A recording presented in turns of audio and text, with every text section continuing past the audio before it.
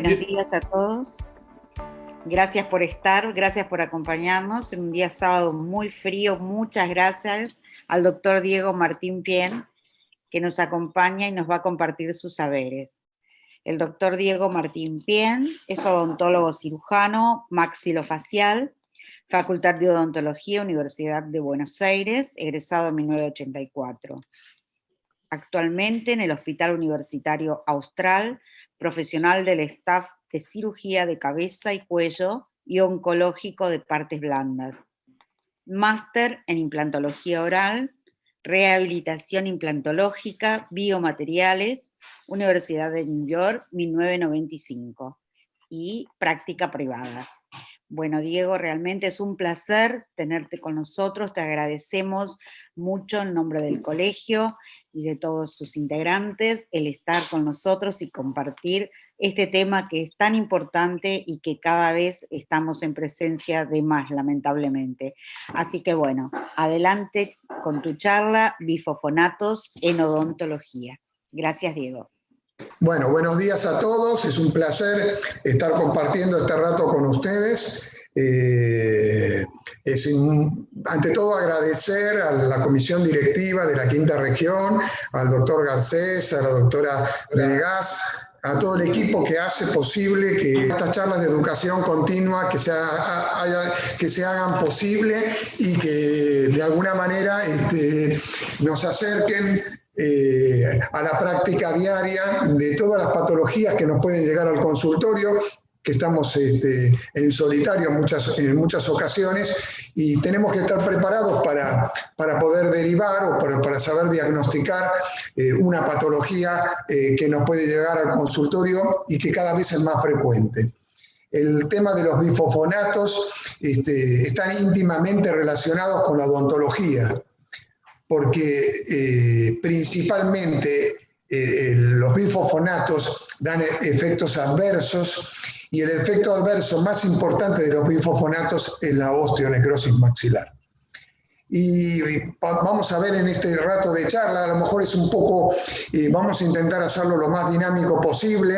El que quiera preguntar puede interrumpirme en cualquier momento, y podemos que esto sea alguna charla coloquial en que nos queden los conceptos bien claros y que bueno, de alguna manera nos sirva todo esto. Es un tema, porque nos vamos a meter un poco en biología ósea, en histología, a recordar algunos conceptos para entender cómo es el mecanismo de acción de los bifofonatos. El comienzo de los bifofonatos, la utilización es sobre los años 2000.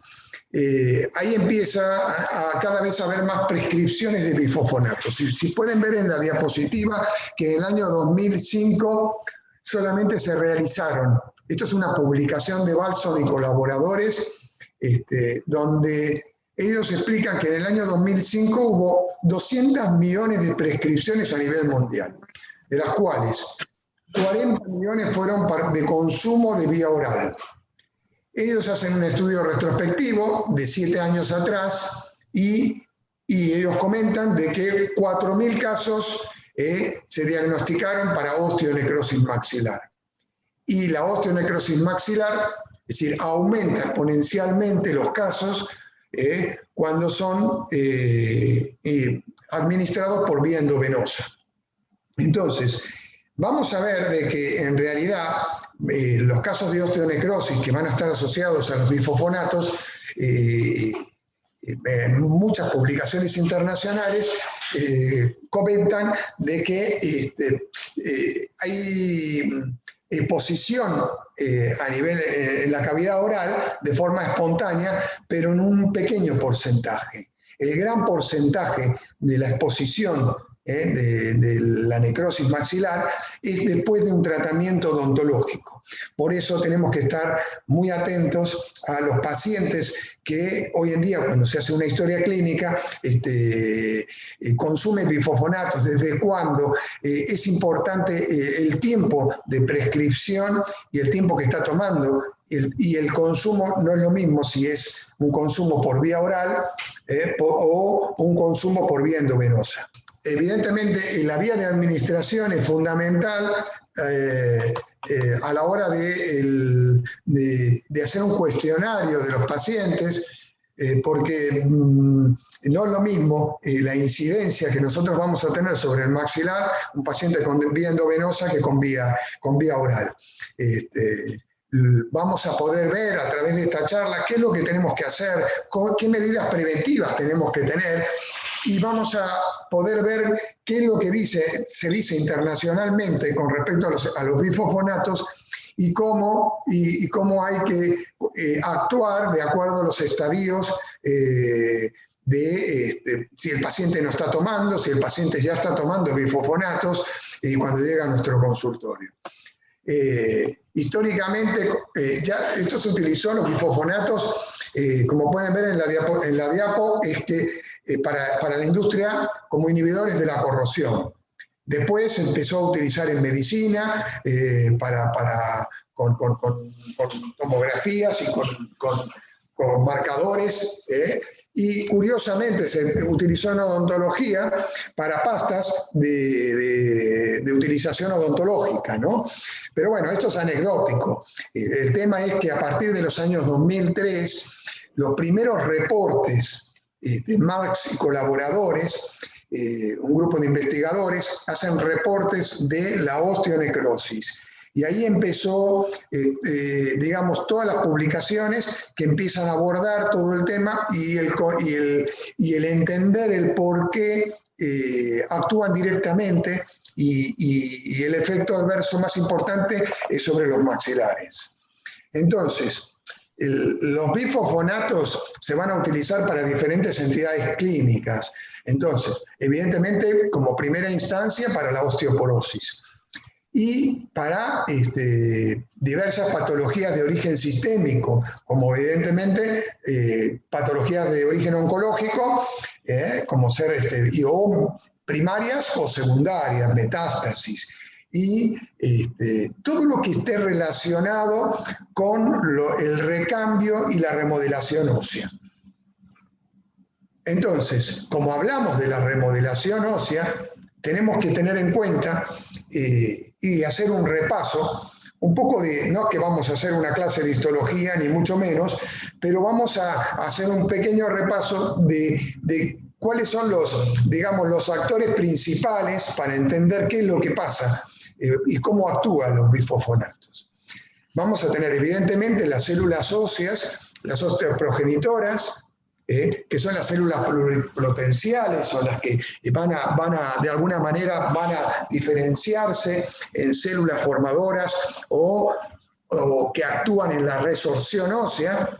Vamos a recordar los osteoblastos, que son células cilíndricas.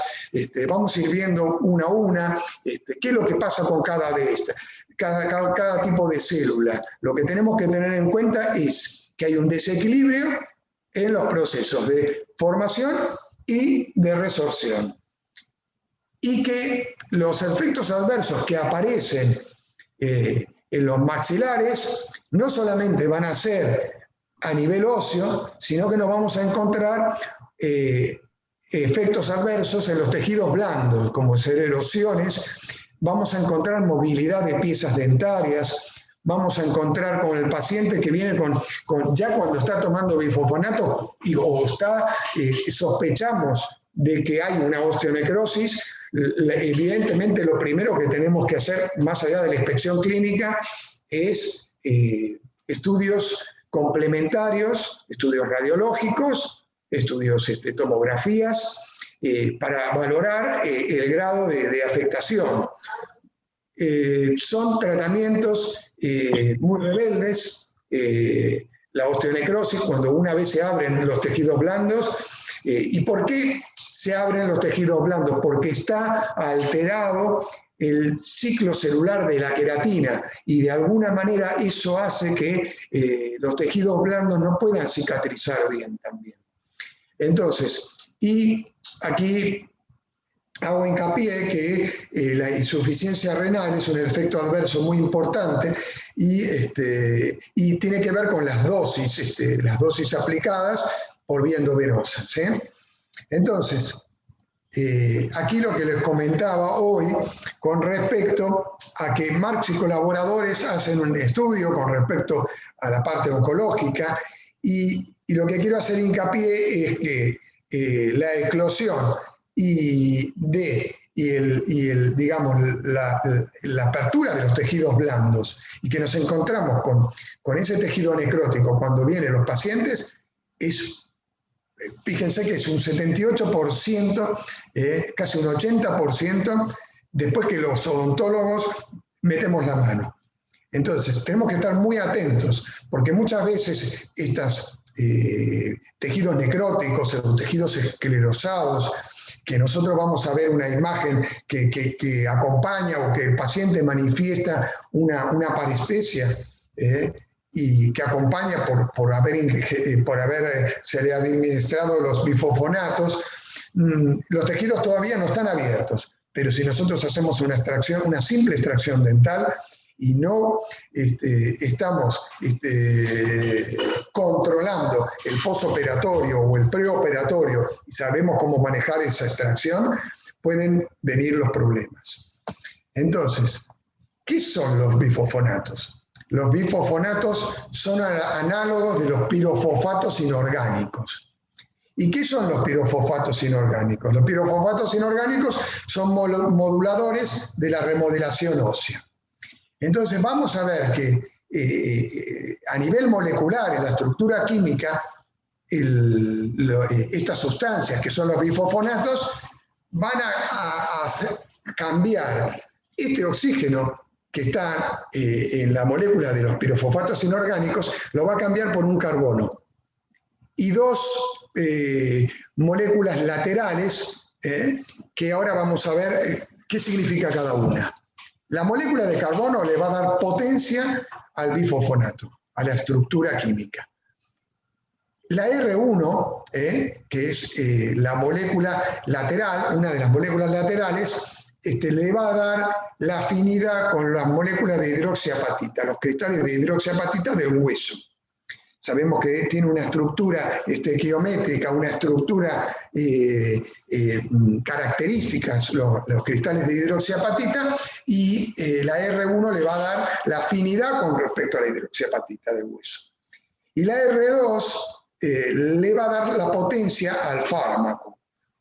Y vamos a poder ver, ahora vamos a comentar, que existen dos tipos de fármacos, de bifosfonatos, que son nitrogenados o no nitrogenados, de acuerdo si tiene una molécula de nitrógeno o no, y vamos a ver que, en definitiva, ¿cómo van a actuar? Van a actuar finalmente sobre el osteoclasto.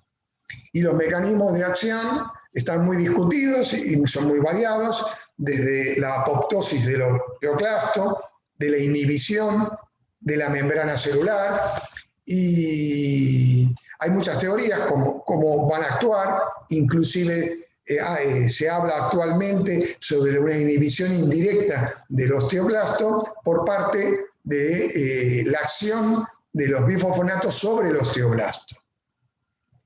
Entonces, vamos a ver que los nitrogenados son los más tóxicos, son los que son el alendronato, el pamindronato, son los de segunda y tercera generación, son los que tienen efectos más adversos, más tóxicos. En cambio, los no nitrogenados son los de primera generación y son los que no tienen tantos efectos adversos. Entonces, aquí tenemos un recuadro donde vemos los de primera generación, los no nitrogenados, y segunda o tercera generación, ¿cuáles son? Lo importante es, ahora después vamos a ver los nombres comerciales que se suelen prescribir en la Argentina. Los no nitrogenados, lo que van a ser metabolizados, incorporados en el organismo, como análogos de ATP hidrolizable. ¿Qué quiere decir esto? Que van a actuar sobre el metabolismo celular. Inhiben enzimas características del metabolismo celular, como la adenilsintetasa, que actúa sobre las mitocondrias del osteoclasto y provoca la muerte celular, ¿sí? Y los nitrogenados también van a actuar sobre el metabolismo celular, pero reducen exponencialmente la actividad del osteoclasto. No vamos a entrar mucho en el detalle más molecular, porque a muchos se nos va a escapar el tema molecular, pero sí que está muy relatado en la bibliografía la acción que tienen los bifosfonatos y hay una enzima característica importante que la libera el osteoblasto en su diferenciación a osteocito, a la osteoprogesterina, que hoy en día se está hablando de cómo esta osteoprogesterina va a actuar y modelar los procesos de remodelación ósea. Aquí podemos ver las marcas comerciales más utilizadas, y no es para que se queden con las marcas comerciales ni la droga. Lo importante de este cuadro es que puedan ver que las administraciones por vía endovenosa son utilizadas más para las patologías de origen sistémico, las patologías oncológicas, como ser el mieloma múltiple, como patologías como puede ser la osteogénesis imperfecta, la enfermedad de Payet. Y las de vía oral son los pacientes que vienen y que de alguna manera son pacientes tratados por osteoporosis. Entonces nos vamos a encontrar la diferencia entre estos tipos de pacientes. Entonces tenemos que saber diferenciar cómo vienen, y hay que diferenciarlos con otro tipo de patologías, la osteonecrosis maxilar, con la radionecrosis provocada en ocasiones y que nos encontramos frecuentemente por patologías oncológicas, y la osteomelitis del maxilar, en el cual son agregados infecciones bacterianas secundarias y que van a hacer que esta necrosis maxilar se potencie de alguna manera y se haga aguda, que son los estadios más complicados de resolver. Entonces, en definitiva, lo que más a nosotros nos tiene que quedar claro es la fuerte unión y la afinidad que tienen con la hidroxiapatita, la inhibición de los osteoclastos, y cómo, lo que comentamos anteriormente, de alguna manera, al estimular y al actuar sobre el osteoblasto, puede actuar indirectamente en la inhibición y en los procesos de formación. Nosotros tenemos que recordar que los procesos de formación y remodelación ósea es un proceso constante. El hueso es un tejido óseo dinámico, es un tejido conectivo especializado que hay un recambio óseo de un 5 a un 15% anual, de acuerdo a las necesidades biomecánicas del organismo, y en el lapso de 10 años tenemos que saber de que el tejido óseo va a sufrir un recambio en su totalidad. Entonces, cuando hay una alteración en los procesos de recambio, de turnover, entre procesos de remodelación, es cuando hay algunas patologías, se evidencian las patologías sistémicas. Entonces, recordemos, las células osteoprogenitoras, las stem cells, las células que se van a diferenciar y que de alguna manera se pueden diferenciar en condroblastos, en mioblastos, en fibroblastos o en las células del tejido óseo, ¿sí? Los osteoblastos, las células osteoprogenitoras están en el endostio, y cuando hay una estimulación, van a migrar por quimiotaxis para lo que nosotros necesitamos. ¿Por qué? Porque están los estímulos para que las células migren frente a un proceso de remodelación ósea. Y tenemos que tener en cuenta que, hoy en día están muy en auge los factores de crecimiento, que los factores de crecimiento son los que van a atraer de alguna manera por quimiotaxis a esas células, para que empiecen a la formación ósea. Y entonces, en realidad, la célula estrella es el osteoblasto. El osteoblasto es una célula cilíndrica, basófila, célula que tiene 20 a 30 micrones y que, de alguna manera, es la encargada de formar el hueso. ¿Y cómo va a formar el hueso? Va a liberar la fosfatasa alcalina, esta enzima, que es la que va a ser encargada de la formación del hueso, de la matriz de colágeno. Entonces, las células, los osteoblastos por excelencia, van a empezar a formar esa matriz que es un 90% de colágeno.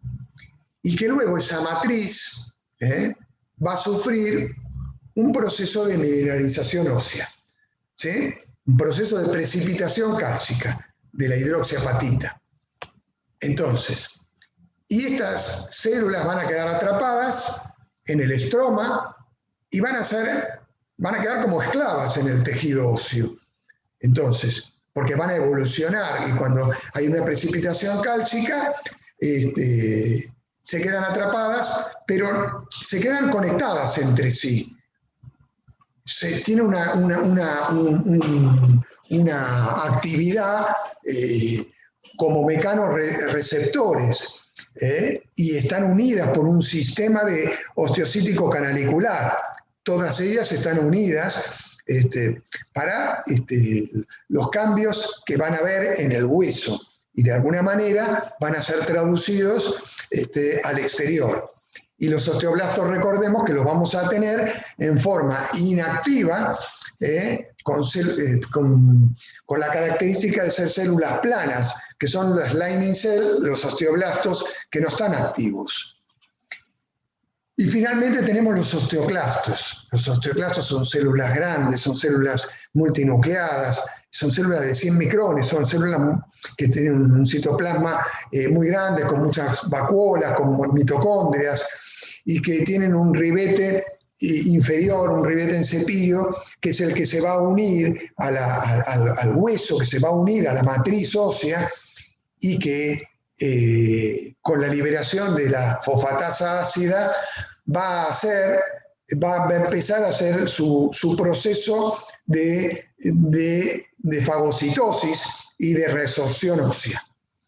El osteoclasto, por excelencia, va a unirse a la matriz ósea y va a liberar unas sustancias que se denominan, unas enzimas que se denominan integrinas, y que va a hacer que se una a la matriz ósea para que poder empezar la reabsorción ósea.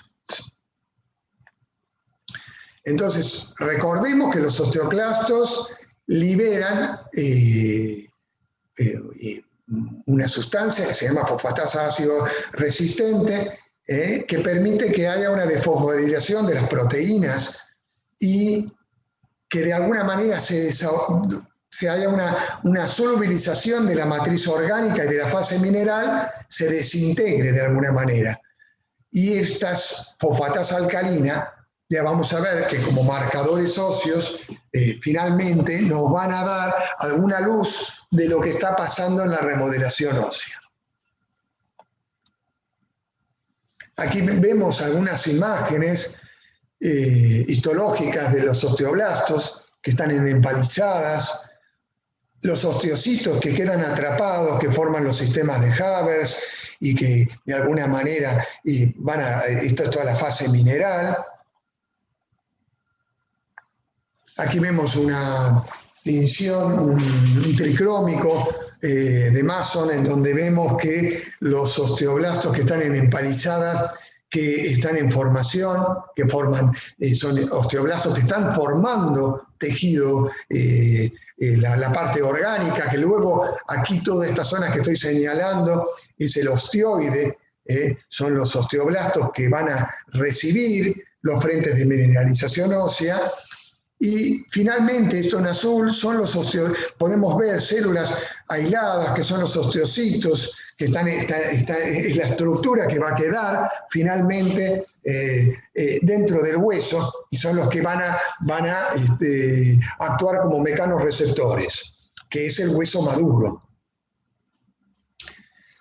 Se habla mucho de la osteoclastogénesis. La osteoclastogénesis a nivel molecular es que hay unos receptores, que es el sistema que comenté antes de la osteoprogesterina y los RANK-L y RANK-L, que son receptores de membrana que están en los osteoclastos, y que de alguna manera estos receptores van a ser específicos y son lo que tenemos que tener claro es cómo los osteoblastos pueden inducir y pueden actuar indirectamente sobre los osteoclastos. Y entonces la modulación, la osteoclastogénesis, es todo lo que pasa en el proceso de remodelación ósea. Aquí vemos la unidad básica de remodelación ósea. ¿Qué pasa en la unidad básica de remodelación ósea? Tenemos que ver diferentes tipos de células. Es una unidad donde están todas las células que hemos hablado hasta ahora, en donde vemos cómo derivan los osteoclastos, que son células grandes, que derivan de las unidades granulocíticas y monocíticas y hematopoyéticas, que estas células son las encargadas de la fagocitosis del hueso, de la fase mineral.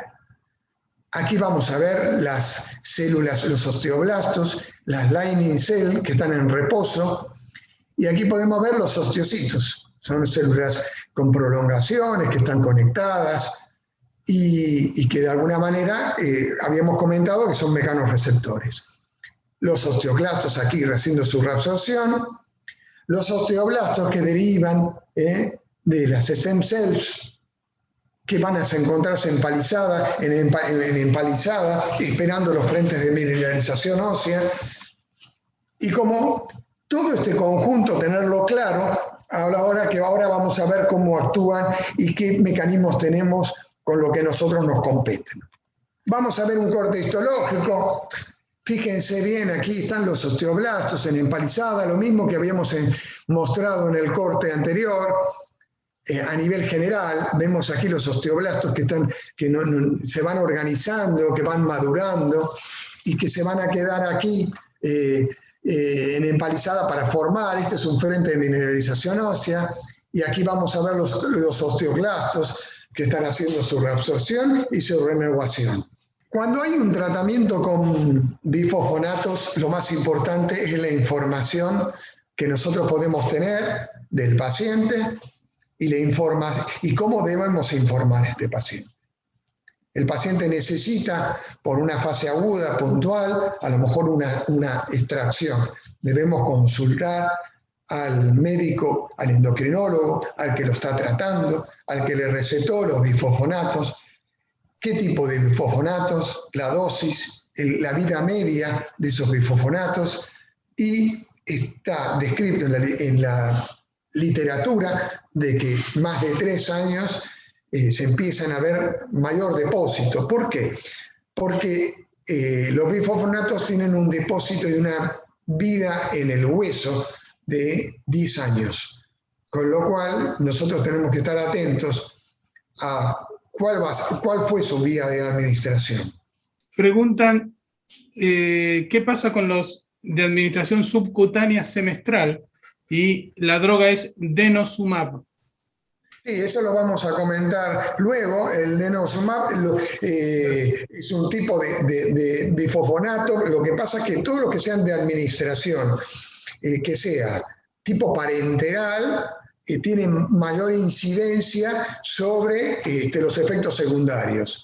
No es lo mismo tener la administración por vía oral, un paciente que toma puntualmente los bifosfonatos por vía oral durante una temporada, que los que están, vuelvo a repetir, por vía parenteral. Hoy en día se habla de la suspensión, ya vamos a ver, la suspensión de los bifosfonatos, un periodo de vacaciones, se le dice a nivel internacional, es decir, un periodo de descanso de 3 a 6 meses antes de una intervención odontológica. Y todo va a depender de la vía de administración y el tiempo de administración. La American Society of Bone Mineral Research habla de que para la diagnosticación, para el diagnóstico de la osteonecrosis maxilar, hueso expuesto de más de 8 semanas y en ausencia de radiación previa. ¿Por qué? Porque si no estamos frente a otra patología que es la osteoradionecrosis. Entonces, es concreto la clasificación y el diagnóstico. Más de 8 semanas que un hueso expuesto queda, lo podemos estar pensando en necrosis asociada a los bifosfonatos. Y la American Association of Oral and Maxillofacial Surgery también hace la misma descripción. Pacientes que tienen hueso expuesto más de 8 semanas en ausencia de radioterapia. Las teorías de la osteonecrosis, como comentamos, pueden actuar sobre la disminución del recambio óseo, sobre acumulación de microfracturas, el maxilar inferior sobre todo. Tenemos que tener en cuenta de que los maxilares, el maxilar inferior tiene una irrigación de tipo terminal y está sometido a microfracturas. El turnover o el proceso de remodelación es constante. Cuando nosotros tenemos un paciente que es administrado que le dan bifosfonatos, todo ese turnover está alterado. Y está alterado, ¿por qué? Porque los osteoclastos ya no están trabajando, hay un hueso mucho más esclerótico, y tiene incapacidad el organismo de responder frente a esas microfracturas. Entonces, como no puede responder, cada vez se hace más esclerótico y un hueso cada vez se hace más poco vascularizado. Entonces, ¿por qué? Porque actúa sobre los neocapilares también. Entonces, ese hueso que nosotros vamos a ver de color amarillo si se expone, y que radiográficamente lo vamos a ver como un hueso mucho más radiopaco, y que en las necrosis maxilares lo vamos a diferenciar con respecto a las osteoradionecrosis por el tema oncológico, porque estas se ven como en forma de rayos de sol, con otro tipo de imágenes, pero las necrosis maxilares por bifosfonatos se ven zonas líticas y zonas de hueso muy esclerótico. Entonces vamos a ver cómo inciden estas, la mayor incidencia es en el maxilar inferior, en las zonas posteriores, en la zona de rama y de la zona posterior e inferior. Hay mayor incidencia de necrosis maxilar. Nosotros ya lo sabemos, todas las personas que se dedican a cirugía y a implantes, sabemos que son las zonas que más complejas de los maxilares, donde la vascularización está más comprometida y donde realmente cuesta mucho más la osseointegración de los implantes. Aquí ocurre lo mismo, es la zona más comprometida, las zonas posteriores e inferiores. En cuanto a la incidencia de la necrosis, volvemos a hacer hincapié sobre los casos. Esto es un reporte y una publicación sobre el porcentaje de casos como son exponenciales cuando son aplicados por vía endovenosa. Y ahora vamos a intentar entender también un poco cómo es la fisiopatología. De alguna manera, cómo se establece. Los osteoblastos, recordemos que hablamos de la liberación de la fosfatasa alcalina y de las integrinas, y cómo las integrinas de alguna manera acompañan a los osteoblastos en el proceso de diferenciación y maduración hacia osteocitos, y cómo van a incidir y que van a hacer que haya menos vascularización y que esas señales hagan que ese hueso quede con menos vascularización, que sea más avascular, más acelular, que es un hueso más hipermineralizado y que de alguna manera se transforma en un hueso necrótico. ¿Por qué? Porque la vida media del osteocito es de 180 días. Entonces, cuando queda atrapado en el frente de mineralización ósea. Entonces, como no hay un recambio, hay una necrosis finalmente. Entonces, ¿por qué? Porque los osteoblastos están incapacitados en formar más hueso y entonces y hay una disminución de la actividad de los osteoclastos. Los osteoclastos no se pueden comer ese hueso necrótico y finalmente nos queda ese hueso, vuelvo a repetir, un hueso más amarillo, más viejo, para llamarlo de alguna manera. Con más densidad, donde vamos a ver radiológicamente que pueden empezar con zonas de secuestro, ¿sí? Y con una reacción perióstica que de alguna manera lo vemos que son reacciones, el hueso es reaccional en toda su periferia. Y lo tenemos que diferenciar cuando hay una osteomielitis, que hay una infección bacteriana agregada. Hay que diferenciarlo con las metástasis y con los primarios, con las patologías neoplásicas y con la necrosis por radiación, por tratamiento de radiación por lesiones neoplásicas. Hago hincapié en esto porque esto nos va a dar la clínica. Vamos a ver que los clasifican, hay una clasificación donde el grado 0 es asintomático, 0 y 1.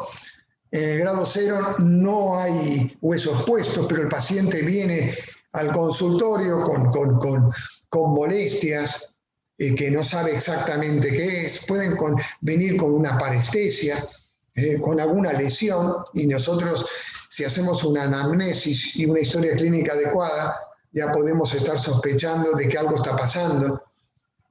El grado 1 también sigue siendo asintomático, pero hay un hueso puesto, hay una herida que, aunque sea pequeña, nosotros ya estamos viendo que algo está pasando.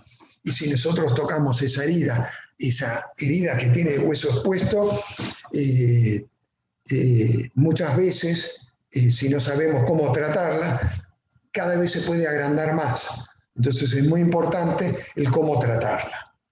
Un grado 2, donde está la exposición de hueso necrótico, donde hay ya dolor, ya tenemos una infección agregada, y luego la fase última es donde ya realmente puede haber fístulas, fístulas orales o fístulas extraorales, y donde ya realmente es más complicado y tenemos que saber cómo diagnosticar y derivar, porque el tratamiento y la recuperación es mucho más compleja y es mucho más tórpida la cicatrización.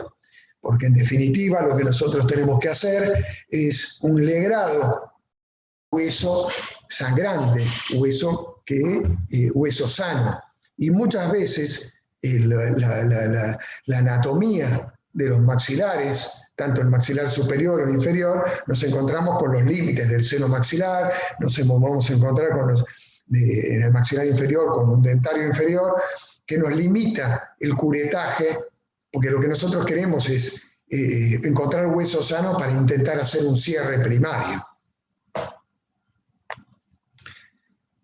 Volvemos a repetir esto porque lo describen múltiples autores, cómo aumenta la incidencia de un 0,09 a un 0,34 después de una extracción dental. Una simple extracción dental puede hacer que se nos complique la recuperación y la cicatrización y el cierre primario de esa herida. Miren esta publicación donde explican, donde en verde se puede ver que hay una osteonecrosis espontánea que corresponde a un 20%, y cómo aumenta exponencial. Tenemos que tener en cuenta otros factores, como ser la comorbilidad. ¿Y qué es esto? Es todas las cosas que nos van a incidir, toda la parte sistémica del paciente que nos va a incidir en que el comportamiento de la necrosis ósea puede estar afectado, como por ejemplo pacientes que reciben quimioterapia por inmunosupresores, pacientes diabéticos no controlados, pacientes que ya vienen con 270, 350 de glucemia, pacientes con obesidad. Todas estas hacen que incrementen y complejen y hagan la complejidad de este cuadro, ¿no? Hay muchos autores que hablan de la zona de riesgo y el tiempo medio. Nosotros comentamos que los bifosfonatos tienen un depósito de como mínimo 10 años una vez están, digamos, en el depósito del hueso. Por eso, y va a depender de la vía de administración. Entonces, todos esos autores hablan de la zona de riesgo y hacemos hincapié en los 3 años. Entonces, y como el tiempo medio de que esos bifosfonatos van a actuar en el organismo, y va a depender si son de primera, segunda o tercera generación, o si son nitrogenados o no nitrogenados. Tenemos que tener en cuenta, volver a recordar de que los nitrogenados son los que tienen, digamos, más toxicidad y más complejidad a la hora de efectos adversos. Entonces, repetimos, cuando viene un paciente con bifosfonatos, tenemos que preguntar duración del consumo, indicación, las dosis, las vías de administración y qué tenemos por detrás, y si no tenemos una patología oncológica que nosotros, o una patología sistémica como puede ser una osteogénesis imperfecta, que no tenemos control sobre esa enfermedad. A nivel intraoral, vamos a ver de los tejidos blandos, úlceras, dolor, movilidad dentaria, tumefacción. Podemos encontrarnos exudados purulentos. Los exudados purulentos están asociados con la osteomielitis. Y como habíamos comentado, el paciente viene con una parestesia, muchas veces porque son las zonas que inciden más, que son las zonas posteriores del maxilar inferior. Y a nivel extraoral lo vamos a encontrar, pero ya en los estadios mucho más avanzados son las fístulas extraorales que nos podemos encontrar. Radiológicamente, aquí vamos a poder ver de que esto da la sensación de que un hueso raro, un hueso con zonas radiopacas, con zonas líticas aquí, radiolúcidas, un hueso que nosotros ya lo notamos raro. Si nosotros hacemos una extracción y una exodoncia con un legrado, nos vamos a encontrar con este hueso, que no es un hueso que vemos que por un lado es esclerótico en las zonas más posteriores y es un hueso con un trabeculado pobre, que finalmente al cabo de 9 meses radiológicamente lo vamos a ver con esta imagen, con un hueso que no es normal, que no estamos acostumbrados a ver como hueso normal. Y lo más importante es tener una radiografía panorámica, que es lo que estamos acostumbrados nosotros en el consultorio odontológico. Por supuesto que una radiografía periapical no está indicada. Por supuesto hay cosas que no están indicadas, que es la biopsia. No se tienen que hacer las biopsias en estos pacientes porque, como dijimos antes, abrimos un lecho, abrimos más y entonces a veces nos encontramos con pequeñas lesiones que nosotros con el intento de hacer una biopsia podemos generar, porque no quitamos todo ese hueso necrótico y podemos generar que se haga más tórpida la cicatrización y que se abran más los tejidos. Clínicamente vamos a encontrarnos estas situaciones que para todos ya es conocido, en mayor o menor del hueso expuesto, del hueso necrótico, son parecidas. No es necesario inundarlos con todas estas imágenes. La imagen de la derecha es una imagen de una paciente, un caso clínico de que al final, por patologías sistémicas, no termina sobrellevando la patología y termina falleciendo. Entonces, pero simplemente es la imagen de hueso que está muerto, que si nosotros nos empezamos a alegrarlos y a cortarlo, arriba también vamos a encontrarnos con hueso muerto. Entonces hay que tener muy claro el plan de acción y qué es lo que vamos a hacer, porque son situaciones que son muy difíciles de controlar y que en la práctica diaria lo más prudente es enjuague de clorhexidina al 0,12 y tener una actitud expectante.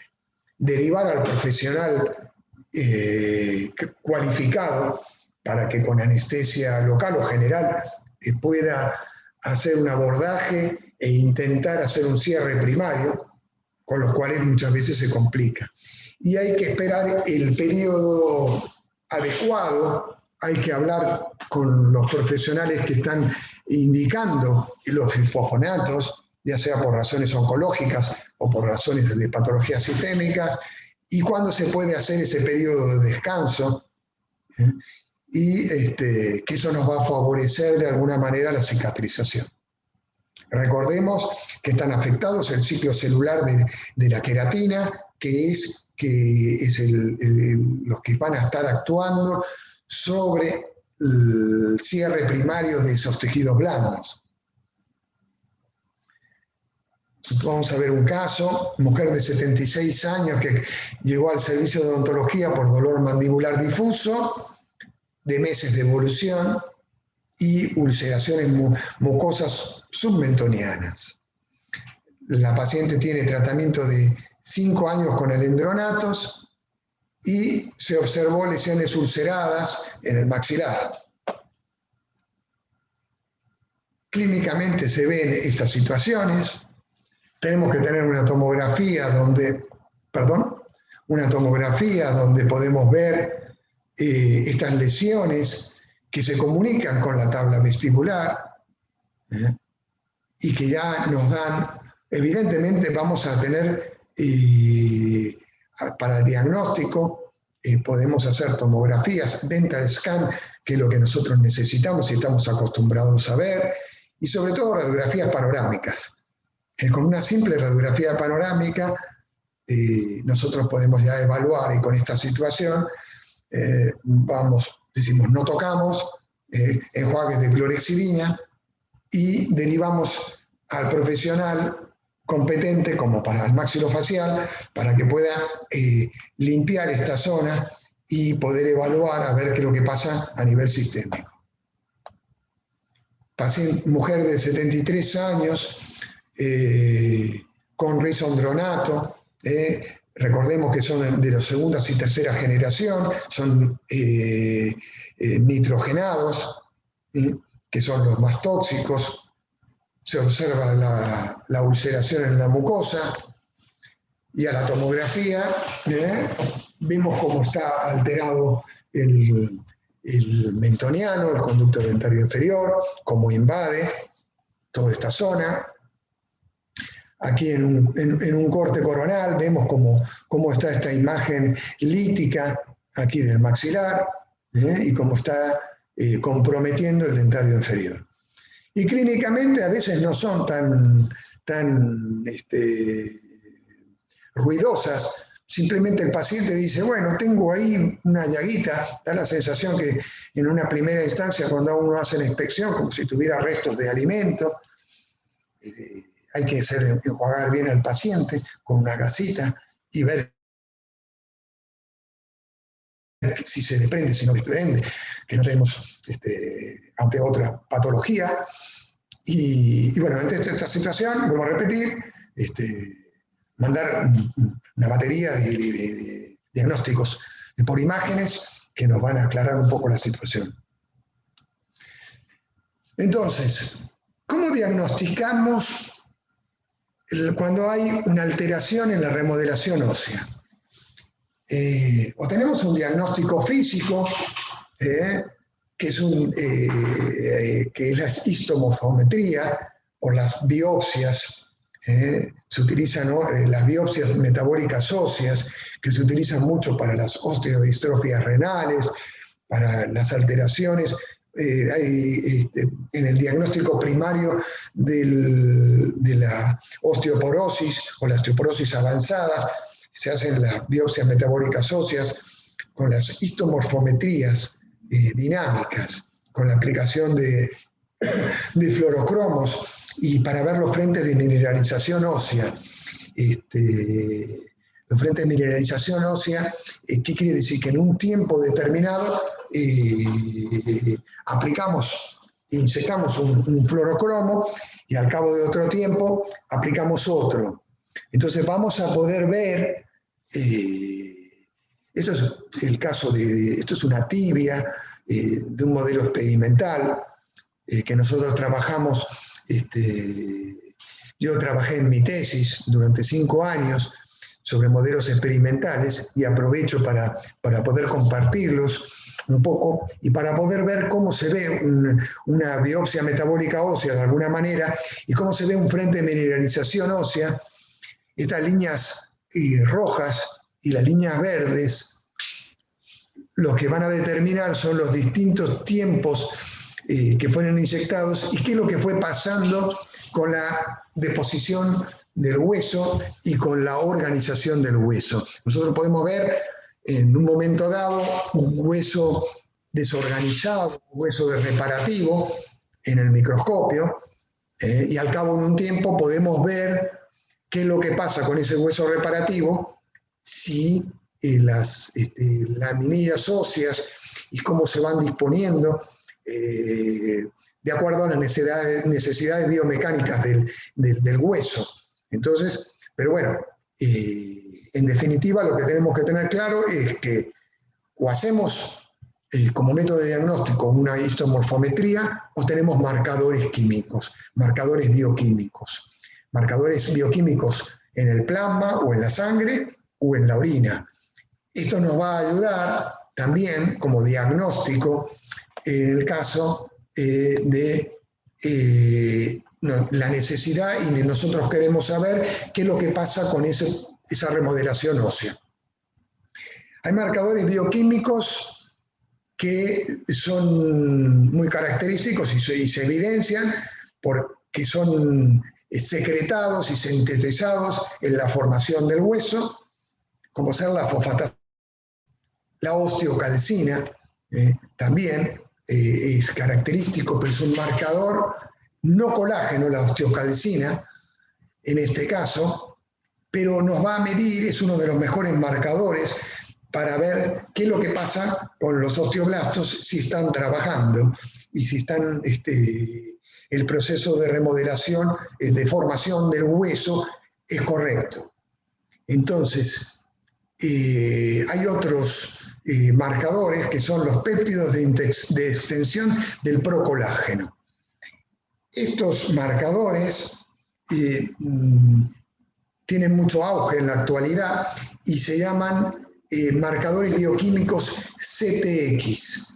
Y estos marcadores bioquímicos lo que nos van a dar es, y si nosotros pedimos este marcador concreto, mandamos un análisis de sangre y pedimos un análisis de sangre para ver cómo está el estado general del paciente y vamos a pedir marcadores bioquímicos porque más allá de que nosotros tengamos que pedir una interconsulta con el endocrinólogo para saber qué es lo que está pasando, nosotros podemos prescribir marcadores bioquímicos y saber qué es lo que le pasa a este paciente para tener un poquito más de luz por nuestra cuenta y saber si nosotros hacemos un tratamiento a nivel de la cavidad oral, una simple extracción, ¿cuál va a ser un poco la predicción?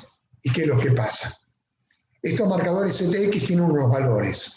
Por debajo de unos valores no hay que tocar. No hay que tocar y hay que esperar. Y hay que esperar un periodo de ventana de descanso de 3 a 6 meses antes de hacer una extracción. Y se utilizan en la actualidad muchísimo como marcadores de excelencia para los bifosfonatos. Marcador bioquímico CTX, que son marcadores de los procolágenos, que son marcadores porque cuando se realiza la síntesis del colágeno, en la formación del colágeno, se liberan estos tipos de procolágenos, que hay 2 tipos, uno que se llama N, otro que se llama C, y son característicos de la formación ósea. Por otro lado tenemos los marcadores característicos de la reabsorción, que es la fosfatasa ácida, la fosfatasa ácido tártaro resistente, que es liberada por el osteoclasto, que sabemos que es liberada porque en un momento dado el osteoclasto empieza a liberar protones y las integrinas, y libera esta fosfatasa ácida para comerse el hueso ya mineralizado. Entonces, digamos, el dosaje de la fosfatasa ácida lo que nos va a determinar de alguna manera el grado de degradación, un porcentaje de degradación de hueso a nivel de porcentajes y a nivel bioquímico. El calcio urinario también es otro método de diagnóstico, saber qué es lo que pasa a nivel porque digamos que los bifosfonatos, recordemos de que de acuerdo a las dosis puede estar afectado y puede generar una insuficiencia renal, y puede estar afectado por la dosis que se da, el tema renal, y muchas patologías sistémicas, como son las patologías neoplásicas o las una alteración del calcio, porque hay una cantidad excesiva de células que van a actuar en la reabsorción ósea, en los mielomas múltiples, por ejemplo, en el Payet. Entonces hay un aumento excesivo de estos osteoclastos, de estas células grandes, gigantes, y todo ese calcio, excedente de calcio, va a ir a la sangre. Y de alguna manera lo vamos a ver, digamos, reflejados con los marcadores de reabsorción. Otros marcadores de reabsorción son los productos de degradación, que son estos de la hidroxiprolina, hidroxilicinas, todos estos son marcadores específicos, pero que también no se lo tienen tan en cuenta con respecto a los bifosfonatos, estos dos, porque también para valorar el hueso, porque también son liberados por otros tejidos, como por ejemplo la piel, los tendones, el tejido conectivo, entonces no son tan específicos. Sí que hay otros marcadores que lo que volvemos a hacer hincapié, que es la concentración del telopéptido del colágeno, que es el CTX, que es lo que comentamos antes, que es el marcador por excelencia que se pide en pacientes que están tratados con bifosfonatos. Hay valores normales, valores medios. El valor medio es de 400 pixogramas sobre mililitros. Y lo que nos tenemos que tener claro es que valores mayores o iguales a 150 se puede hacer la cirugía. Los valores menores a 150 hay que hacer, digamos, un descanso de los bifosfonatos, esperar, y inclusive para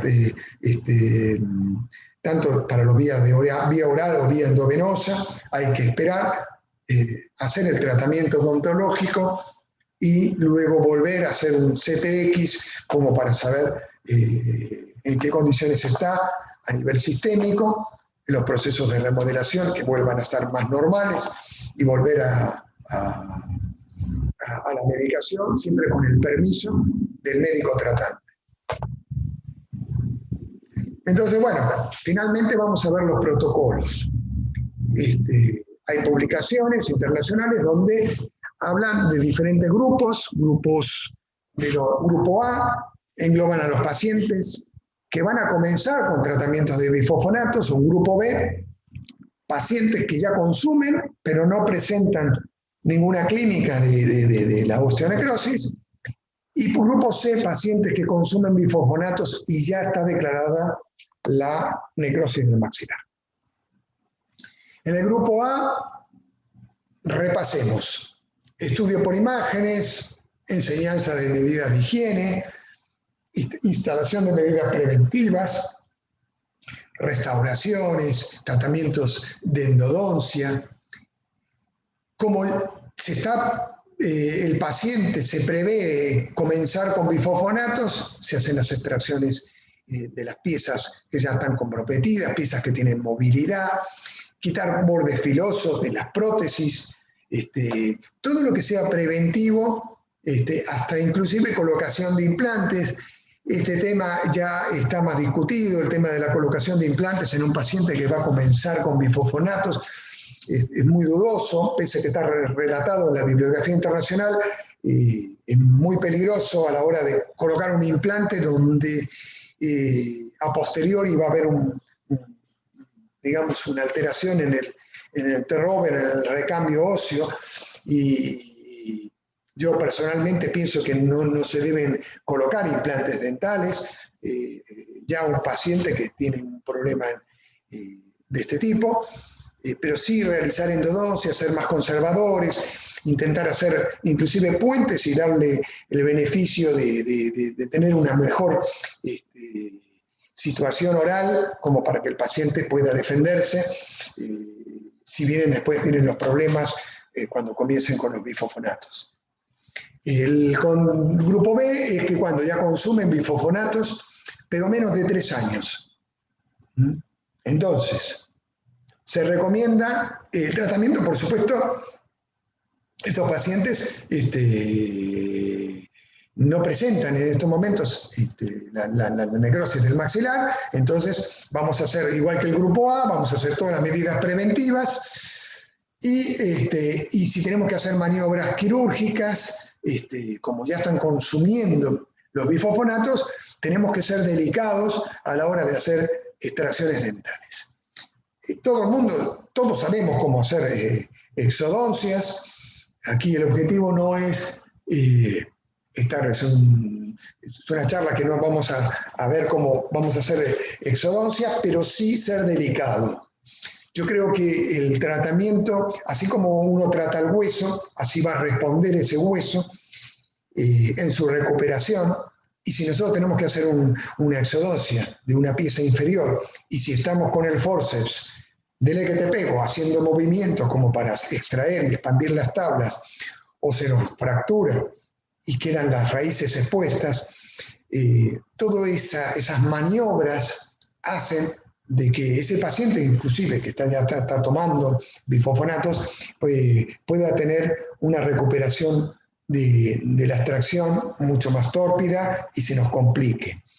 Es mejor hacer de forma de tener un protocolo, ser delicado con los tejidos, no desgarrarlos, hacer una incisión crevicular alrededor de la pieza dentaria, despegarlos delicadamente, hacer una odontosección para evitar maniobras que hagan una microfractura en el maxilar, microfractura en el alvéolo, que nos puedan quedar espículas óseas. Entonces, de eso se trata, ser cuidadoso. Siempre recuerdo las palabras del profesor Cabrini, que decía que el hueso no es madera, y así como uno lo trata, así va a responder el hueso, y el hueso hay que tratarlo delicadamente porque se nota cuando viene el paciente a la semana o vienen los 15 días, cómo hicimos esta extracción. Desde una simple extracción, cómo afrontarla. Y no es lo mismo afrontarla, una extracción, con acostumbrarnos a que no tener una radiografía periapical. Por norma, hay que hacer radiografías panorámicas. El paciente llega al consultorio y pedir una panorámica para descartar y para poder ver el conjunto, porque si no estamos focalizados en una sola cosa, en un solo diente, y no somos dentistas, somos odontólogos, estamos capacitados como para evaluar, y que el árbol muchas veces no deja ver al bosque. Entonces, ver una pieza sola no nos va a ayudar en un diagnóstico, no nos va a ayudar a hacer una historia clínica adecuada. Nosotros tenemos que poner qué pasa en los cóndilos mandibulares, qué pasa en el maxilar superior, qué pasa en el maxilar inferior, si vemos lesiones osteolíticas, si veo lesiones reaccionales, si clínicamente veo úlceras, si veo encías sangrantes, todo este tipo de... Porque el paciente puede venir por algo muy concreto, como que nota algo raro, pero enseguida nosotros tenemos que... la evaluación del conjunto nos hace ser mejores profesionales. Entonces, hacer una prevención antibiótica, como mínimo 48 horas antes de empezar con los pacientes que no son alérgicos a la penicilina, no dudar con hacerlo cada 8 horas por aumentar la concentración de la penicilina, no dudar, no es necesario cada 12 horas, vamos a estar más protegidos haciendo cada 8 horas, no corticoides, no aplicación de corticoides, hacer una buena asepsia previa a la intervención con clorhexidina y hacer suturas, liberar ese colgajo para poder intentar hacer un cierre primario. Si nosotros hacemos una exodoncia, más allá de comprimir las piezas, hay una técnica que es muy sencilla, que si nosotros despegamos los tejidos blandos con el bisturí, podemos hacer una periosteotomía. ¿Qué quiere decir periosteotomía? Nosotros incidimos en 45 grados sobre el periósteo, lo liberamos y hacemos que sea mucho más flexible el tejido blando. Entonces, despeguemos ese colgajo, hagámoslos, digamos, más flexible, hagámosle más cortes, y ya la tela va a dar para cerrar, porque si nosotros intentamos cerrar una post-extracción, y sobre todo en el maxilar superior, que las tablas son muy gruesas, es imposible. Entonces el paciente se va con una gasa, con suerte que coagule, ¿sí? Que en principio se va con el efecto de la anestesia, que no está sangrando. Entonces, muchas veces cuando eso se despierta, cuando saca la gasa, esto no sangra lo suficiente, y se genera la alveolitis seca con dolor del paciente, y lo que hace que finalmente se desencadene la necrosis del hueso. Entonces, son pacientes que ya están con tratamiento y ya está alterado su proceso de remodelación del hueso. Entonces, tenemos que ser muy cuidadosos. El grupo C son pacientes que ya ya presentan, que ya consumen y que ya vienen inclusive con el hueso expuesto. Entonces tenemos que tener, evidentemente, todo tipo de estudios como para valorar, digamos,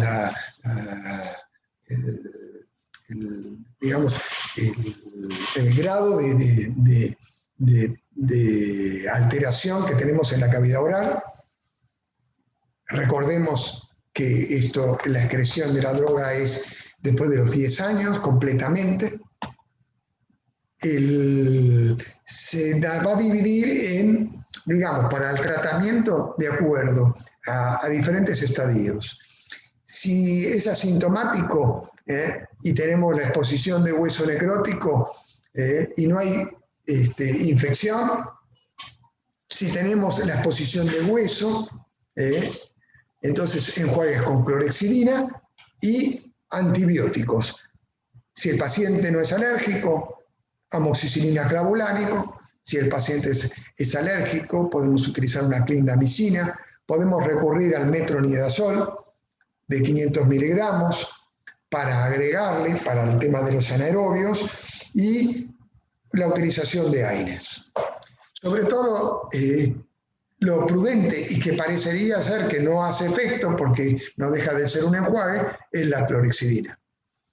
La clorhexidina, tenemos que ser excesivos con el blackout, el nombre comercial que quieran, para la utilización de clorhexidina. Y finalmente, cuando ya hay exposición de hueso necrótico, ya hay infección y fístulas, entonces, bueno, ya ahí nos excede completamente, al paciente hay que hacerle una antibiótico terapia por vía endovenosa y es a nivel hospitalario, al paciente hay que internarlo y hay que intentar evidentemente hacer el legrado y el cierre primario en quirófano. Entonces, aquí puntualmente se ve un recuadro donde la Sociedad Española de Investigación del Metabolismo Óseo da un informe para el profesional, para valorar si el paciente que ya está tomando el bifosfonato tiene riesgo o no tiene riesgo. Entonces tendríamos que tener de alguna manera en este tipo de pacientes un informe de este estilo para poder valorar qué es lo que está pasando con el paciente, un consentimiento informado que es importante para la cirugía oral, aunque sea cirugía oral básica. De hecho, bueno, deberemos tener consentimientos informados siempre para cualquier acto que hagamos en la cavidad oral, ya sea una cirugía, ya sea una endodoncia, ya sea una prótesis. Yo creo que hoy en día hay que prestar mucha atención a esto. Primero porque las palabras se las lleva el viento y al paciente es nuestra obligación como profesionales informarle de lo que le vamos a hacer y de las cosas que pueden suceder. Y eso no tiene nada que ver y no está relacionado ni con la mala praxis, ni con temas de abogados, no, simplemente es un tema de prolijidad a la hora de afrontar cualquier tratamiento en el consultorio odontológico. Entonces, tener un cuestionario adecuado y hacer una historia clínica y hacerle firmar al paciente, inclusive individualizado.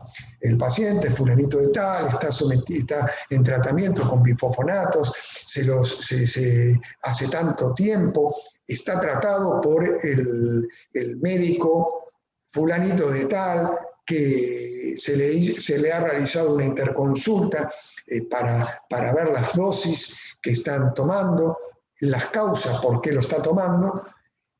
Y finalmente, el estado actual. Se observa clínicamente al paciente con una exposición del hueso, las encías sangrantes, las encías que no están sangrantes, el tiempo de evolución, lo que vemos en la radiografía, ser más descriptivos en lo que nosotros estamos colocándose en ese consentimiento. Entonces, de alguna manera hay una conexión frente al profesional y el paciente diciéndole, yo te estudié, yo te miré, no sos un número. No tiene que ver ni con lo que queremos cobrar, ni tiene que ver con las prepagas, y no tiene que ver con nada. Tiene que ver con el cuidado que nosotros tenemos que tener frente al paciente. Y nosotros... hay una vez, hace unos años, que me dijo una doctora amiga, que a lo mejor nos está escuchando, y Marcela dijo, nosotros somos cuidadores.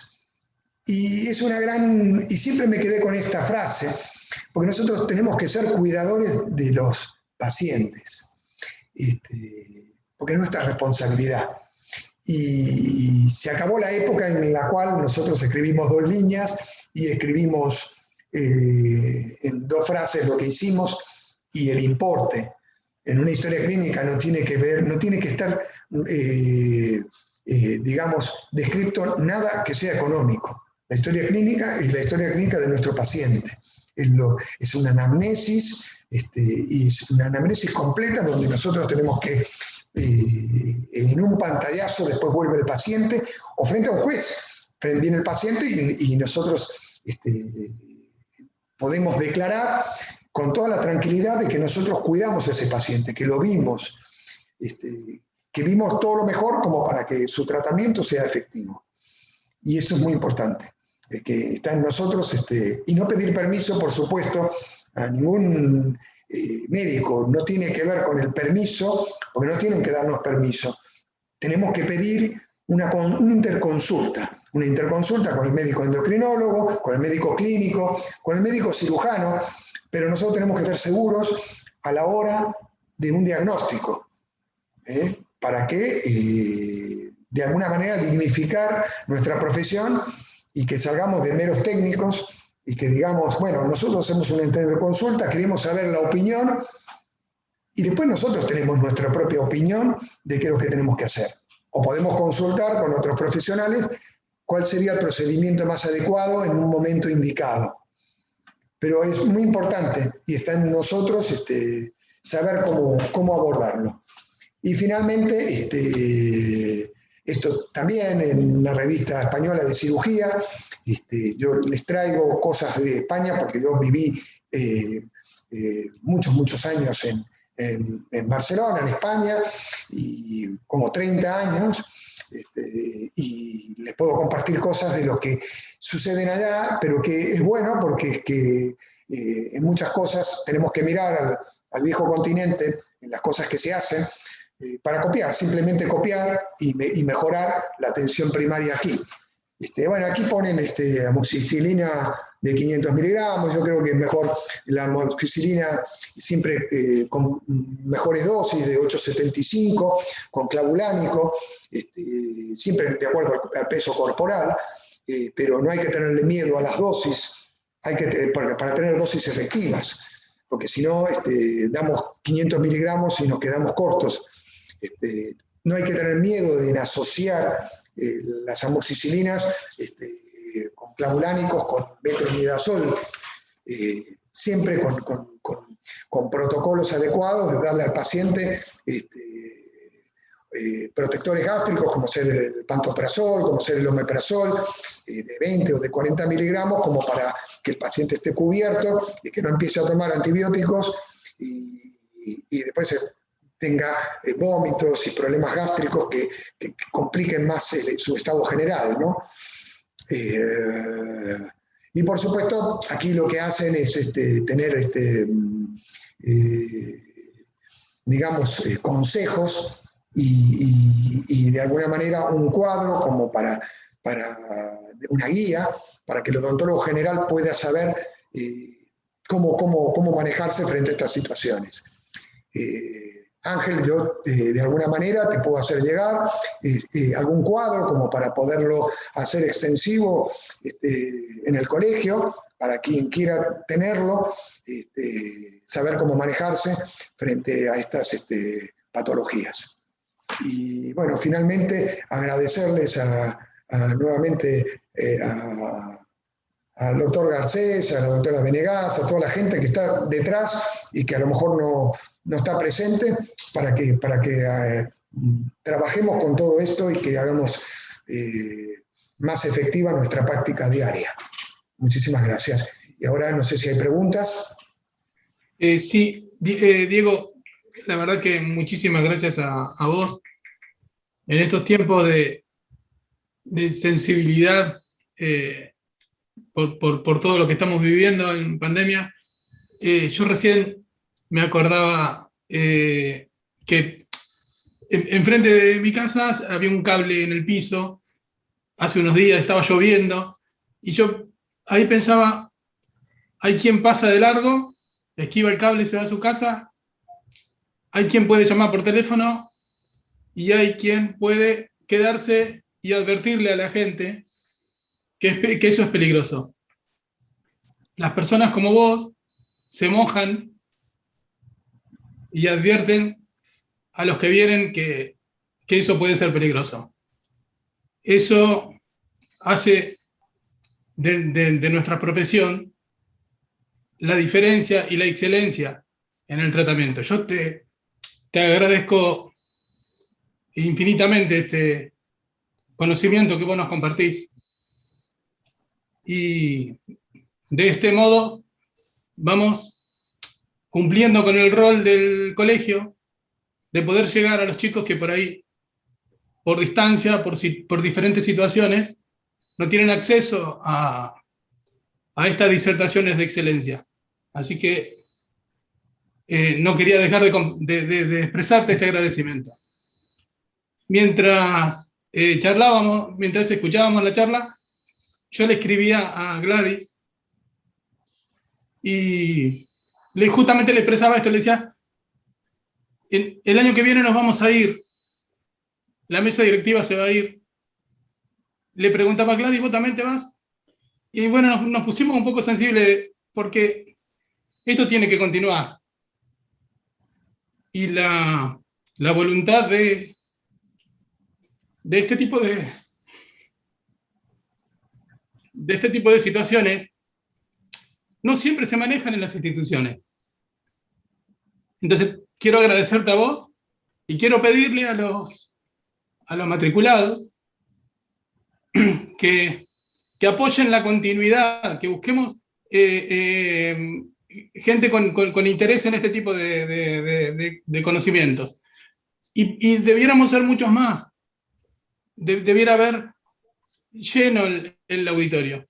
Entonces, lo que también le pedimos desde el colegio, nosotros hace 2 años que venimos con este ciclo de conferencias, han pasado disertaciones de excelencia, porque siempre es así. Nos consta que no hay ningún egoísmo, lo hacen sin interés, no nos cobran. Y necesitamos esa amplificación. Así que les pido también a los matriculados presentes que lo amplifiquen, que le digan a los matriculados que el colegio, el único interés que tiene es la difusión del conocimiento. Así que te lo agradezco mucho.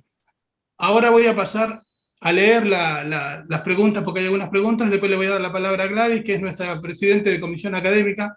Y también agradecerle a la mesa directiva, porque también está presente la doctora Nora Guereñú, que es nuestra tesorera, nuestro vicepresidente Andrés Arradel y nuestra secretaria Sandra Ojeda, y muchos de los chicos de consejeros que siempre tienen la amabilidad de ingresar.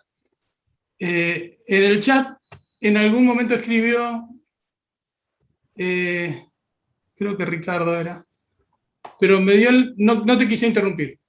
Sinceramente me daba mucha lástima interrumpirte, así que le pido disculpas a la persona que escribió en su momento, que es Ricardo, sí. Y yo le puse, por favor, vamos a ir con las preguntas al final. Ricardo puso, dice, habló de suspensiones de 3 a 6 meses previo a la intervención quirúrgica y posterior a la intervención. ¿Cuántos meses esperar para que reanude la administración de bifosfonatos? Normalmente se esperan 3 meses después del acto quirúrgico. Nosotros sabemos que frente a un proceso normal de cicatrización ósea, estamos hablando de 30 a 45 días. Recordemos que, bueno, hasta que se cierran los tejidos blandos, y no solamente cuando se cierran los tejidos blandos, sino que primero, recordemos que el hueso post-extracción, primero es un hueso desorganizado en el alvéolo, con todo ese tejido de granulación, que va, ¿por qué? Se va organizando ese coágulo, y se va organizando el coágulo y se va formando un tejido reparativo, y después se va a transformar un hueso más maduro. Entonces nosotros, si esperamos un poco más, muchísimo mejor. Nosotros tenemos que esperar, tenemos que ser conscientes de que entre 3 y 6 meses yo creo que es un tiempo prudencial. 3 meses es lo que se suele esperar.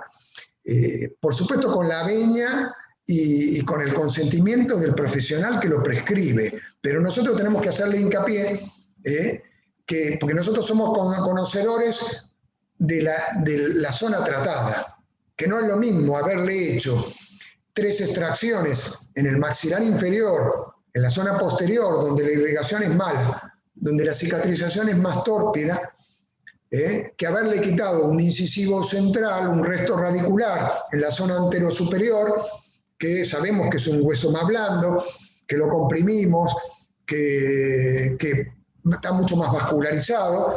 Entonces sabemos que realmente el pronóstico es mucho mejor. Entonces nosotros tenemos que informar de alguna manera al médico tratante, decir, bueno, ahora vaya, consúltelo, pero por mí está el ok, porque nosotros somos los profesionales que actuamos y nosotros tenemos que dar el ok para que el profesional tratante dé luz verde para la continuación. Es muy importante. El profesional tratante no tiene que dar el ok para cuando se comienza. Por supuesto que tiene que dar el ok por la patología sistémica. Tenemos que pensar de que la mayoría son por tratamientos de osteoporosis. Y al paciente no le va a pasar nada por esperar 3 meses más por un tratamiento de osteoporosis. No se le va a fracturar una vértebra porque 3 meses más, menos o 3 meses más. Es diferente cuando nos enfrentamos con patologías más importantes, metástasis óseas, patologías sistémicas, que es importante reanudar el tratamiento. Y así todo. Las únicas patologías que realmente requieren más atención son las patologías oncológicas. La oncología con los primarios o los secundarios, las metástasis, los cánceres de mama y de próstata, con las metástasis en los maxilares, eso sí da mucha incidencia en necrosis maxilar. Pero bueno, necesitamos nosotros controlar a ese paciente, darle la clorexidina, darle el posoperatorio adecuado y no decirle, vengan un mes. No, al paciente que tratamos hay que ser insistente y decirle, venga cada semana, 5 minutos y yo lo veo. Porque sabemos lo que pasa con los pacientes, sabemos lo que pasa con la higiene de los pacientes. Entonces, no hay que bajar la guardia porque, si no, al final de cuentas, el profesional responsable último de la extracción somos nosotros. Entonces, es muy importante el control. Y es más, pedirle el teléfono al paciente del médico tratante, no solamente con un recetario y derivar o preguntar. Si nosotros nos implicamos más, vamos a estar más tranquilos, podemos hablar. Nosotros en el ámbito hospitalario acostumbramos mucho a las interconsultas. Se hablan de una especialidad a la otra. Tiene que ser multidisciplinario. Tenemos que acostumbrarnos a trabajar y perder el miedo y a trabajar, porque todo no lo podemos abarcar. Y así, lo mismo pasa con la odontología puro y exclusivo. No podemos abarcar todo. Salvo que hagamos general, pero no podemos ser especialistas en cirugía, especialistas en prótesis. Sí que es odontología general, podemos dedicarnos a algo en concreto, pero intentemos trabajar de una forma multidisciplinaria, donde lo que no sabemos. Seguramente debe haber aquí en la charla muchos especialistas en endodoncia y entonces me podrán dar luz en muchos tratamientos de conducto que yo no creo que los hice en la facultad y después nunca más. Y bueno, cada uno con su especialidad y pero es importante perder el miedo para hablar con otros profesionales y en cuanto a la respuesta es 3 meses, de 3 a 6 meses. Bien. Hay otra consulta que se refiere a la oportunidad de la extracción de la pieza dentaria cuando hay un proceso infeccioso. Dice, se hace la endodoncia. ¿Es seguro que el proceso reabsorba ya que los osteoclastos están inhibidos? A ver, vamos a diferenciar si está tomando bifosfonatos, si es grado A, B o C. Si está tomando o no está tomando. Si el paciente no está tomando bifosfonatos, tenemos que evaluar clínicamente y ver riesgo-beneficio.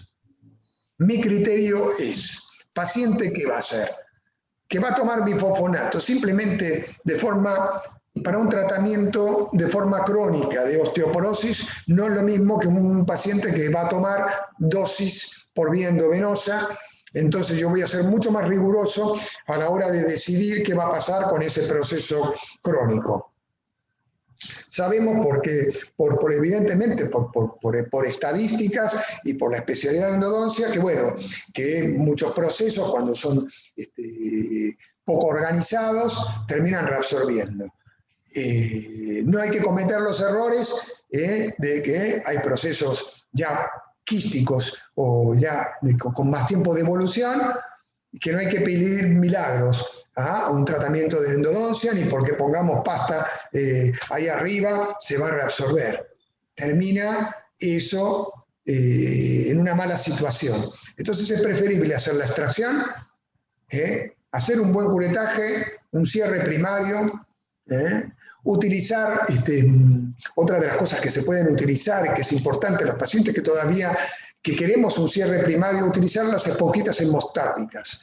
No hablamos de usar colágeno y comprar colágeno que se utiliza para implantología, que es caro. Hay membranas de colágeno gordas que se pueden, pero son muy costosas y no vale la pena. Pero simplemente una esponja de colágeno que se vende en cualquier depósito odontológico, y un cierre primario, lo que les comenté de la periosteotomía, cortar el periósteo y cerrar, estirar para que dé tela, para tener un cierre primario es fundamental. Cuando viene un paciente que va a tomar bifosfonatos o que está tomando bifosfonatos, seamos prudentes y es preferible hacer la extracción cuando vemos lesiones que tienen mucho tiempo de evolución y que a lo mejor le hacemos un tratamiento de endodoncia y después empieza con bifosfonatos y termina con un proceso agudo. ¿Por qué? Porque sabemos que un paciente con un tratamiento de conducto, con un proceso periapical, después sometido a trauma, puede agudizarse. Y lo sabemos todos. El paciente dice, ¿por qué pasó? Y no, porque está sometido a trauma. Y un paciente que tenía hecha la endodoncia, correctamente, paciente que está apretando y bruxando, termina así, con la cara así, y ya estamos en desventaja. ¿Por qué? Porque tenemos que o drenar o solucionar el tema agregado crónico, bacteriano, para resolver después la extracción. Entonces, la respuesta está solamente en algún proceso muy pequeño, vamos a confiar en la endodoncia. Si no, es preferible hacer la extracción y hacer un cierre primario, y después cuando, salvo que bueno, comprometa, que sea la última pieza que le queda para poner un puente, porque no estamos hablando que después no se va a poder poner implantes, y bueno, es conversarlo con el paciente y valorar riesgos-beneficios. Pero en principio no cometer imprudencias a la hora por querer conservar una pieza. Muchas gracias. Otra consulta, Matilde Inés. Ante una paciente habitual en nuestro consultorio, medicado con bifosfonato, ¿usted indica la colocación de implantes? ¿Cuándo debemos estar alertas ante una cirugía? Tenemos que estar alertas siempre para los bifosfonatos. Vino para quedarse como el COVID. Entonces, los bifosfonatos, y desde el año 2000, cada vez es mayor la incidencia que vienen a la guardia y al consultorio odontológico, pacientes que están tomando bifosfonatos. Hace unos años uno preguntaba, pero hoy en día está muy popularizado y la profesión médica lo prescribe mucho. Implantes. Está alterado el proceso de remodelación ósea. Si nosotros sabemos que un paciente no está tomando bifosfonatos, ¿sí? No está tomando bifosfonatos, tiene previsto tomarlo porque tiene osteoporosis. Entonces podemos ponerle implantes, evidentemente con las precauciones correctas que requiere este tipo de los pacientes osteoporóticos, aunque no nos afecta y de la manera que afecta sistémicamente al resto del cuerpo sobre los maxilares. El paciente osteoporótico, sabemos que vamos a encontrarnos con un hueso más de mala calidad, un hueso más de tipo 4. Ya sabemos que los que colocan implantes saben las técnicas que tienen que utilizar para que no destrozar el poco hueso que hay, y entonces se pueden utilizar expansores, se pueden usar cosas como para tener una fijación primaria mejor. Todo eso ya lo sabemos, los que colocamos implantes y los profesionales que colocan implantes van a tomar las medidas adecuadas para que esto camine bien, e intentar hacer implantes sumergidos. Implantes sumergidos que se integren bien, y después el paciente empezará a tomar bifosfonato, pero necesitamos estar seguros de que el implante está osseointegrado. Entonces tenemos que hablar con el médico tratante de si necesitamos 4 o 6 meses. Antes se pedía 6 meses, en la época de Branham. Hoy con las 8 semanas está descrito y hace mucho tiempo que es suficiente, pero todo va a depender del caso, si es maxilar superior, si es maxilar inferior. Es decir, la especialidad amerita a saber qué es lo que tenemos que hacer para que ese implante funcione. Ahora, un paciente oncológico ya lo tenemos que descartar, porque ese paciente lo más probable es que va a recibir radioterapia, va a recibir quimio. Hay que esperar, un paciente que recibe radioterapia, se esperan de 4 a 6 años para la colocación de implantes, y tenemos que priorizar la curación del proceso oncológico. Pero recuerden siempre los marcadores. Se pueden recetar estos marcadores bioquímicos y nos pueden dar una pauta de lo que está pasando en la remodelación ósea. No necesitamos ir al endocrino ni preguntarle al médico general. Podemos recetar marcador bioquímico CTX, fosfatasa alcalina, fosfatasa ácida, ¿sí? Y el dosaje de calcio en orina. Con estas 4 cositas ya nos va a dar una idea aproximada de cómo está el paciente. Evidentemente el paciente que está medicado por osteoporosis tiene que tener una densitometría previa. Y si no tiene una densitometría previa y se le da por prevención, que es lo que ocurre en muchas ocasiones, el paciente dice, es que me dieron porque estoy en edad menopáusica y me dieron tratamiento con bifosfonatos. ¿Y por qué? No es que yo me meta en la especialidad de los endocrinólogos, simplemente cuestiono y priorizo mi atención odontológica. Entonces, si no hay un diagnóstico por parte del médico serio en que tengamos una densitometría ósea para valorar cómo está su hueso, entonces yo me puedo meter y decir, yo quiero mis marcadores bioquímicos, quiero una radiografía panorámica, quiero una tomografía, y con todo esto hablo con el profesional adecuado y le digo, mire, yo tengo esta situación, tenemos que ponerle, no le pido permiso, tenemos que ponerle esto porque el paciente lo necesita. Hay que ponerle implantes porque el paciente lo necesita, porque tiene que comer, porque la nutrición es fundamental, es tan fundamental como o es más fundamental que el bifosfonato en un paciente que tiene osteoporosis. Si no se alimenta adecuadamente, tenemos que recordar de que la alimentación adecuada ayuda a prevenir la osteoporosis. Entonces, el árbol no nos deja ver al bosque otra vez. Nosotros tenemos que defender nuestro punto de vista para la nutrición del paciente. Si el paciente no se nutre adecuadamente, vamos a tener problemas.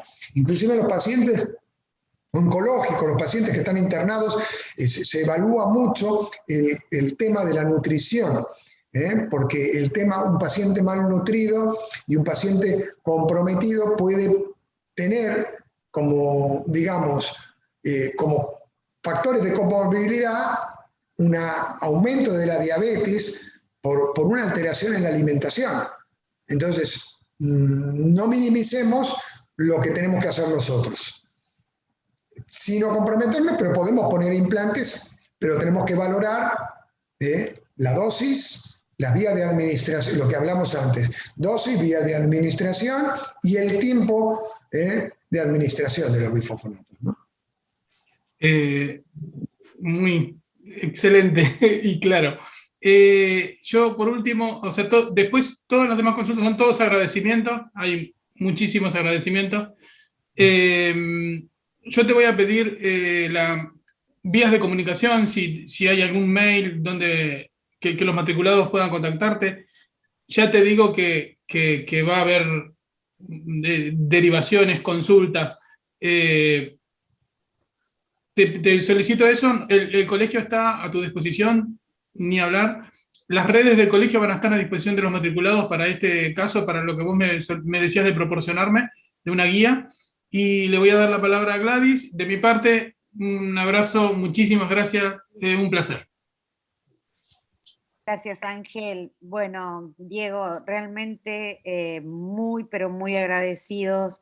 Y me quedo con dos cosas importantísimas que te escuché decir. Uno es la interconsulta. No tenemos que pedir, debemos de hacer una interconsulta, no pedir permiso. Eso me gustó muchísimo porque eso es lo que tenemos que internalizar un poco más para poder dignificar nuestra profesión, como también vos lo dijiste. Así que realmente ha sido muy claro este tema, lamentablemente, porque es así, nos está tocando más de cerca y bueno, y el hecho de no saber muchas veces cómo actuar nos pone en dificultad y en inferioridad de condiciones y es lo que no nos tiene que pasar. Debemos informarnos cada vez más para poder estar a la altura de las circunstancias y poder hablar con los médicos como debemos realmente, como profesionales de la salud que somos y que no solo atendemos a un diente, sino que atendemos a una cavidad oral que está inmersa en un todo, en un organismo total. Así que, Diego, realmente ha sido de mucha utilidad, tu conferencia fue excelente y lo único que tenemos, como dijo Ángel, son agradecimientos y decir esto, que realmente fue excelente. Así que te agradecemos muchísimo y bueno, vamos a seguir en contacto. Y bueno, gracias a todos los que esta mañana nos acompañaron y bueno, y a seguir acompañándonos.